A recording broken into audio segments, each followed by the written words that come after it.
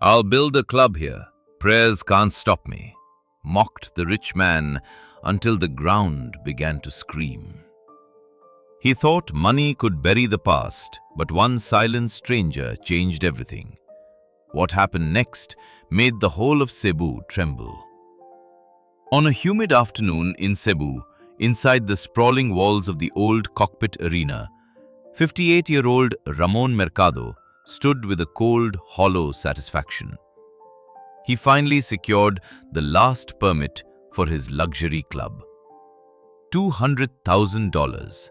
That is how much he paid to local officials to silence the protests from the San Pedro parish. This was not just about money. It was personal revenge against his late brother, Mateo. Mateo was a prayerful man who wanted this land for the church. But Ramon took it through the courts. He planned to build the Emerald Room, the loudest, most expensive nightclub in all the Visayas. Every time the parish bells tolled, Ramon just gritted his teeth. "Prayers did not save you, Mateo, and they will not stop me," he whispered, kicking a rusted betting ticket into the dirt. Can the pride of one man really be stronger than the faith of a whole community? Just 4 years ago, this place was the heart of the barangay where Mateo held charity raffles. Ramon remembered their last fight over a tiny piece of land that Mateo refused to sell for $500. Mateo called it blessed ground, but Ramon just laughed and called his brother a fool. Now that Mateo is gone, Ramon decided to prove he is right using the power of cash and concrete. But can you really build a happy life on a foundation of other people's tears and a betrayed brotherhood? Now the truth will open. The one Ramon tried to bury deep in the ground, along with the memory of his brother. If you feel these stories about God's justice in your heart, please support this video with a like and subscribe to our channel. Do you think a person can truly win when he is at war with his own soul and the memory of those who loved him most? The demolition of the old cockpit started with a roar of engines and the smell of diesel. Ramon stood near the entrance, holding a cold San Miguel beer. He watched the crane swing its heavy iron ball against the wooden walls where Mateo once prayed. "Faster!" Ramon shouted at the workers. He wanted the memory of his brother's blessed ground crushed by sunset. The heat in Cebu was thick, making everyone's shirts stick to their skin. Suddenly, the main crane operator stopped.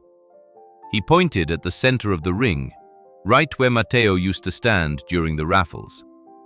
The ground was not just dirt anymore, it was sinking. A small hole, no bigger than a bucket, began to swallow the dust. Ramon ran over, his expensive leather shoes getting ruined by the mud. "What are you waiting for? Fill it up!" he barked. But as he spoke, he saw something shiny in the hole. It was a small wooden cross, the one Mateo always carried. Ramon felt a sharp chill despite the 100-degree heat. He reached down to grab it, but the ground groaned. It was a sound like a giant beast waking up under the island of Cebu. The workers backed away, crossing themselves and whispering about bad omens. "It is just a sinkhole, you cowards!" Ramon screamed, but his voice was shaking. He remembered the $500 he refused to give Mateo for his medicine. He spent that same amount today just on the catering for this demolition. He looked at the cross again, and for a second he saw Mateo's face in the shadows of the cockpit. The brother he had ignored for 10 years was suddenly everywhere. The silence that followed the crane's engine was heavier than the noise. Ramon felt like the eyes of the whole barangay were on him, judging his gold watch and his hard heart. He tried to walk away, but his feet felt like lead. He looked at the old church across the street. The priest was standing there, watching in silence. Ramon wanted to curse at him, but the words died in his throat.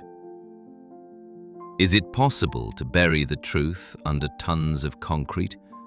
Or will the ground always find a way to scream? If you believe that no secret is hidden from God's eyes, please support this story with a like and subscribe to our channel. Ramon called his head engineer, a man named Efren. "I want this hole filled with 5 trucks of cement by tomorrow morning," Ramon ordered. Efren looked at the hole and then at the sky. "The ground is soft, sir. It is like it is breathing." Ramon laughed, a dry and bitter sound. "Dirt does not breathe, Efren. Only people do. And I am the one paying for this breath." He turned to leave, but a young boy, maybe 7 years old, was standing by the gate. The boy held a small cup of water. "For the thirsty man," the boy said. Ramon reached for it, thinking it was for him, but the boy walked past him. He walked straight to the edge of the sinkhole and poured the water into the darkness. "Mateo said you would be thirsty soon, Uncle Ramon," the boy whispered. Ramon froze. He did not have any nephews. He had no family left. The boy turned and disappeared into the crowd of onlookers before Ramon could grab his arm. His heart began to beat against his ribs like a trapped bird. The blessed ground was not just dirt. It was a mirror reflecting his own empty soul. The groundbreaking ceremony for the Emerald Room was a massive $50,000 affair. Influencers, local politicians, and rich socialites from Cebu City crowded under a huge white marquee. The air was filled with the smell of expensive lechon and imported wine. At exactly 7 o'clock in the evening, on a clear and hot Friday night, Ramon took a golden shovel. He wanted to break the first piece of that blessed ground, where Mateo's stupid $500 spot was located. He raised the shovel high, mocking the whispers of the older locals who stood trembling in the crowd. As the sharp metal hit the dry dirt, the expensive LED lights began to flicker. A low rumble started. It was too deep for a truck and too long for a simple earthquake. The vibration moved through the soles of Ramon's shoes, making his teeth rattle. It did not feel like a seismic shift from the sea. It felt localized, as if the earth itself was rejecting his presence. Then, a sudden and powerful sinkhole opened up right in the center of the old betting ring. It swallowed the golden shovel in a second. One worker, terrified, dropped his heavy drill and crossed himself quickly. "The curse of the brother," someone whispered from the dark corner. Ramon was white-faced and trembling, but his fury was greater than his fear. He grabbed the microphone, the feedback screeching through the speakers. "It is just a geological anomaly. A $10,000 bonus to anyone who fills it tonight. No spirit is stopping this nightclub." That was when he saw her. An old woman with skin like wrinkled papaya and eyes dark and steady. She was standing right by the edge of the growing sinkhole. She did not look at the VIPs or the shiny cars. She just stared at Ramon and said softly, "You cannot build on what you refuse to feel, Ramon." Her voice was quiet, but it cut through the noise of the generator. Ramon just laughed, a loud, forced sound. "I build with steel and money, old woman, not feelings." He turned his back on her, but the rumbling did not stop. It felt like the ground was waiting for him to say something else. The socialites began to leave, whispering about bad luck and broken graves. Ramon stood alone under the flickering lights, his heart heavy like a stone. He thought of the $500 again. He thought of Mateo's face when he called him a fool. The ground was opening, and Ramon felt like he was falling into it, even while standing still. Right now, the gold is turning to dust and the secrets are coming to the surface. If you believe that God protects the humble and humbles the proud, support this story with a like and subscribe to our channel. The guests were gone, leaving behind half-eaten food and empty glasses. Only the workers remained, looking at the dark hole in the earth. Ramon went to his temporary office and slammed the door. He tried to count his money to feel better, but the numbers did not make sense anymore. Every time he closed his eyes, he heard the sound of the shovel hitting the dirt. He felt a presence in the room, a quiet stillness that was not there before. He looked at the security monitors. The old woman was gone, but the sinkhole was still there, glowing faintly under the moon. "I am the boss here," he told the empty room. "I own this land. I paid for every inch of it." But deep down, a small voice that sounded like Mateo whispered, "You only own what you can take to the grave, Mon." Ramon poured another drink, his hands shaking. He realized that no amount of concrete could fill the hole that was opening in his own life.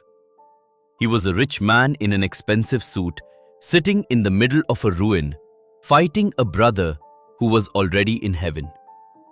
He looked at his reflection in the window and did not recognize the man staring back. The night was long, and the Cebu heat felt like a fever that would not break. He waited for the sun, but for the first time in his life, Ramon was afraid of what the light would show. How often do we try to fill the emptiness in our hearts with things that the earth can simply swallow in a moment? Over the next 6 months, the Emerald Room project became a deep money pit. It devoured an extra $350,000 in heavy foundational reinforcements. Every time the machines tried to pour fresh concrete, mysterious cracks would appear by morning. The workers were terrified, whispering that the soil was cursed by the dead brother. They claimed they heard Mateo's calm voice on the construction radio at night. It always asked the same thing. "Mon, what are you building?" Electrical systems would shut down all at once for no clear reason. Then they would power back up seconds later as if nothing happened. The neighbors did not celebrate Ramon's failure with noise or anger. Instead, they started leaving small white candles and yellow flowers at the iron gates. They prayed for Mateo's soul and, surprisingly, for Ramon's fading sanity. For Ramon, the busy noise of Cebu City was replaced by something else. He heard a hollow, pulsing beat from inside the construction site. It sounded like a heart made of stone, and no one else could hear it. He was not scared, but he was completely exhausted. Every permit renewal cost more money, and every delay was more expensive. But his pride was a stronger chain than any bank debt he owed. "You will not beat me, Mateo," he told the empty, dusty arena. "You can scream from the ground all you want, but I am building a club here." Ramon started sleeping in his office because he was afraid to leave the site. He watched the security cameras until his eyes turned red from the strain. The cracks in the foundation looked like reaching fingers in the moonlight. He felt that if he stopped for 1 minute, the earth would take everything back. His Manila friends stopped calling, and his business partners began to doubt his mind. He was losing his grip on the world he had built with such cruelty. The shadows are growing longer, and the cost of pride is becoming too high to pay. If you feel that God is calling you to let go of anger and find peace, support this story with a like and subscribe to our channel. One evening, a heavy tropical rain hit the site, turning the ground into a swamp. Ramon stood by the window, watching the mud swallow his expensive imported tiles. He saw a figure standing in the middle of the rain, near the sinkhole. It was a man in a simple white shirt, not moving, just looking at the ruins. Ramon rubbed his eyes, but the figure remained there, peaceful and still.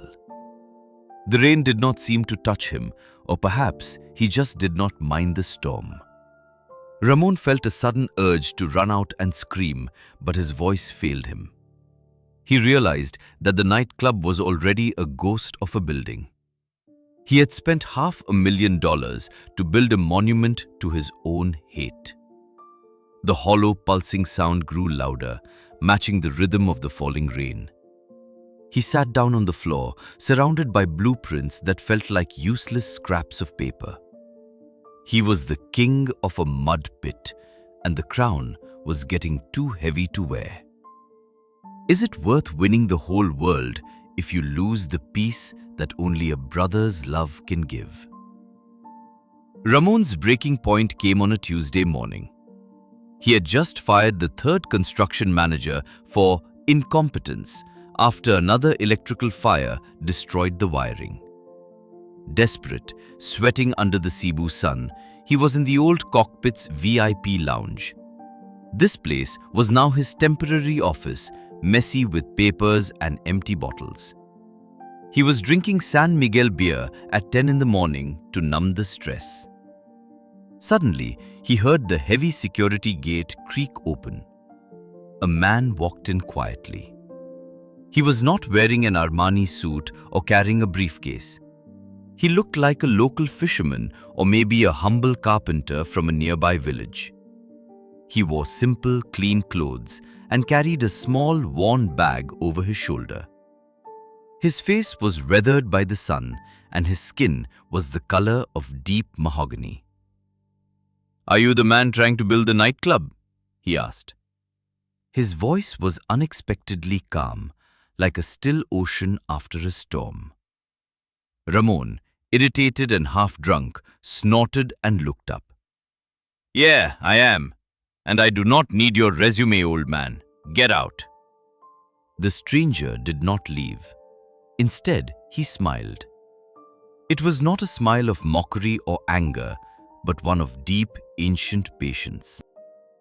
"I didn't come for a job, Ramon," the man said using his name. "I came to see if you have any water." Ramon, ready to kick him out, was caught off guard. There was something about the man's eyes. They held a kindness that felt oddly familiar, like a memory he had buried 20 years ago. "There is a cooler over there," Ramon grunted, pointing his shaking hand. The stranger walked over, poured a single cup, and then turned back to Ramon. He did not drink it yet. He looked straight into Ramon's tired eyes. "He is still waiting for you to listen, Mon." The room grew silent, and even the hum of the air conditioner seemed to stop. Ramon felt a lump in his throat that he could not swallow. The name Mon was only used by one person in his entire life, his brother Mateo. The stranger stood there, holding the cup of water as if it were a holy offering. Ramon wanted to ask how he knew that name, but his voice was trapped in his chest. The man's presence was heavy, not with threat, but with a truth that Ramon was not ready to face. The silence is becoming louder than the machines, and the heart of stone is beginning to crack. If you believe that God sends messengers to guide us back to the right path, support this story with a like and subscribe to our channel. The stranger did not wait for an answer. He took a small sip of the water and placed the cup gently on the table. The foundation is not weak because of the soil, Ramon. It is weak because it was laid in anger. He turned toward the door, his footsteps making no sound on the dusty floor. Ramon stood up, his chair falling backward with a loud bang. "Wait, who are you?" he shouted, his voice cracking. The man stopped at the doorway, the bright Cebu sunlight forming a halo around his silhouette. He did not look back. He only said, "A brother is a gift you cannot buy back with a nightclub." Then he stepped out into the heat. Ramon ran to the door, but the courtyard was empty. Only the dust was swirling in the wind where the man had been standing a second ago. Ramon looked at the cup of water on his table. It was perfectly still, reflecting the grey ceiling of his failed dream. He felt a sudden, sharp thirst, but not for beer or water. He was thirsty for a piece he had traded away long ago for gold and pride. How many times does God knock on the door of our hearts through the simplest of people before we finally decide to open it? The stranger walked out of the VIP office and moved straight to the center of the construction site. He stopped at the very edge of that persistent, dark sinkhole that had swallowed Ramon's gold and his pride. Ramon, confused and breathing heavily, followed him into the midday heat. "What are you doing? This is a restricted area," Ramon shouted, but his voice lacked its usual bite. The stranger did not answer with words. He simply knelt down on the dusty ground, placing his calloused hand directly on the vibrating dirt. "It is okay now," the man said softly, as if speaking to a frightened child. At that exact moment, the constant mechanical roar of the site, the generators, the low rumble of the earth, and the ghost voices on the radio, it all just stopped. The silence was louder and heavier than any noise Ramon had ever heard. The construction workers froze like statues, their tools hanging uselessly in their hands. Ramon felt his chest tighten, but it was not the tightness of anger anymore. It was an overwhelming, ancient fear. He tried to take a step toward the man, but his legs felt like they were made of stone. "Ramon," the man said, his back still turned to him. "Mateo is not the one trying to stop your nightclub. He is trying to stop you from becoming a cage of your own hate. You see a building, but he sees a brother who forgot how to love." What are you building here, Mon? A club or a prison for your own soul? Ramon looked at his hands and then at the expensive concrete walls that were already cracking. For the first time, the $200,000 in bribes and the $350,000 in steel felt like nothing but grey dust. He looked at the stranger, and the sun seemed to burn through the man's simple clothes. Every lie Ramon had told himself for 10 years began to crumble. He was not a successful businessman. He was a lonely man standing in a hole of his own making. The stranger turned his head slightly, and the kindness in his eyes was like a physical weight on Ramon's heart. The walls are falling down, but not the ones made of stone. The walls of a hardened heart are finally breaking. If you believe that the truth has the power to set any prisoner free, please support this story with a like and subscribe to our channel. Ramon fell to his knees right there in the hot Cebu dirt. The expensive fabric of his trousers tore, but he did not care. He felt the ground beneath him, and for the first time in years, it did not feel like an enemy. It felt like home. He looked up at the stranger, wanting to ask for forgiveness, but the words were stuck in his throat. The stranger just nodded, a small gesture that said he already knew everything. "The land was never the problem, Ramon," the man whispered. "It was the heart that tried to own it." Ramon put his face in his hands and sobbed. He remembered the $500, the medicine Mateo needed, and the many nights he spent counting money while his brother was dying alone. The Emerald Room was a monument to his guilt, and now, under the hand of this simple man, the monument was turning back into dust. The silence of the site was no longer scary. It was peaceful, like a church after the last prayer is said. Is it better to have a kingdom built on hate, or to stand empty-handed but finally at peace with God and yourself? Ramon wept. He wept for the brother he hadn't spoken to for a $500 mistake, for the years he spent building his wealth in Manila while avoiding the only family he had left. He wept because he realized that his anger at the church and the locals wasn't because they were weak, but because they had something he didn't: a community. He looked at the stranger, who was now standing with a small, sad smile. The exact same smile Mateo used to have when he was being patient. The stranger just nodded slowly. Ramon, wiping his eyes with a dirty hand, pulled out his phone from his pocket. He did not call his lawyers or the politicians. He dialed his main contractor. "Stop everything. Tear the Emerald Room down. Cancel the steel, cancel the concrete. It's over," he said, his voice firm for the first time in years. The stranger was gone before the call even connected, leaving only a faint footprint in the drying mud.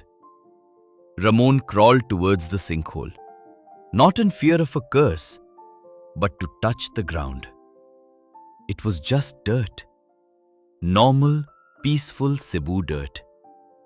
He didn't feel the ghost of Mateo anymore. He finally felt himself. The ground hadn't been blocking his way. He had been the one blocking his own life. The machines fell silent, and the workers stood in awe as the man who never backed down finally surrendered to the truth. His pride was gone, and in its place was a strange, quiet hope. The old life is being torn down to make room for something that will never crumble. If you believe that a humble heart is more valuable to God than all the gold in the world, support this story with a like and subscribe to our channel. Ramon stayed on his knees until the sun began to set over the Visayan Sea. He realized that the $500 he fought over was nothing compared to the peace he felt right now. He looked at the blueprints scattered on the ground, soaked in rain and mud. They looked like nonsense now. He saw the parish priest approaching from the gates, hesitant and surprised. Ramon didn't scream or curse. He stood up, brushed the dirt from his knees, and walked toward the man of God. "Father," Ramon said softly, "I think we need to build something else here. Something that my brother would actually recognize." The priest smiled, and for the first time in 10 years, Ramon felt the warmth of the sun without it burning his skin. He understood that the real emerald wasn't a nightclub, but the precious grace of a second chance. Can we truly find our way home if we are too busy building walls to keep everyone else out? The local barangay was shocked by the sudden change. Ramon Mercado did not build the Emerald Room. Instead, the expensive concrete was torn up and the sinkhole was filled with rich local soil. He bought that $500 piece of land Mateo had refused to sell and added it to the lot. He used the remaining $250,000 not for luxury lights, but for something different. Mateo's Mercado, a permanent covered community market where local fishermen and farmers could sell their goods for free. And on that blessed ground, right in the center, he built a small open-air chapel for anyone who needed silence. Ramon is still a rich man running his firm in Manila, but every other week he is back in Cebu. He is often seen sitting on a bench by the chapel, sharing a simple moment with the locals. He will never rebuild the nightclub because he found something that money really could not buy. He built a legacy that was truly blessed from the ground up, proving that grace is stronger than any stone.